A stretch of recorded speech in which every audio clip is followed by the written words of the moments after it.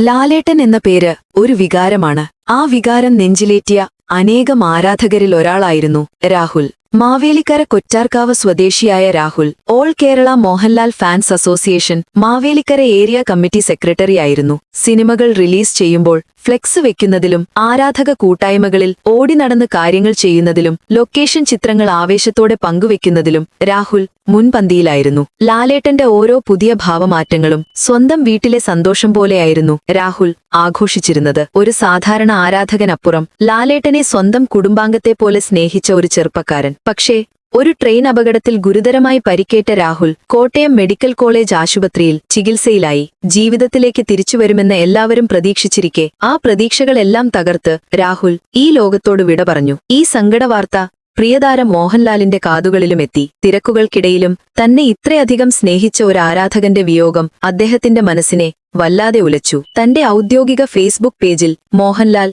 ഒരു കുറിപ്പ് പങ്കുവച്ചു. പ്രിയ സഹോദരൻ രാഹുലിന് വേദനയോടെ ആദരാഞ്ജലികൾ. All Kerala Mohanlal fans Mavelikkara area committee സെക്രട്ടറിയായിരുന്നു രാഹുൽ എന്നായിരുന്നു ആ ഹൃദയസ്പർശിയായ കുറിപ്പ്. ഒരു ആരാധകൻ തന്റെ ഇഷ്ടതാരത്തിന്റെ മനസ്സിൽ എത്രത്തോളം വലുതാണെന്ന് തെളിയിക്കുന്ന നിമിഷങ്ങളായിരുന്നു അത്. ഈ വാർത്ത ഇഷ്ടമായാൽ ലൈക്ക് ചെയ്യൂ, ഷെയർ ചെയ്യൂ. നിങ്ങളുടെ അഭിപ്രായം കമന്റായി രേഖപ്പെടുത്തൂ.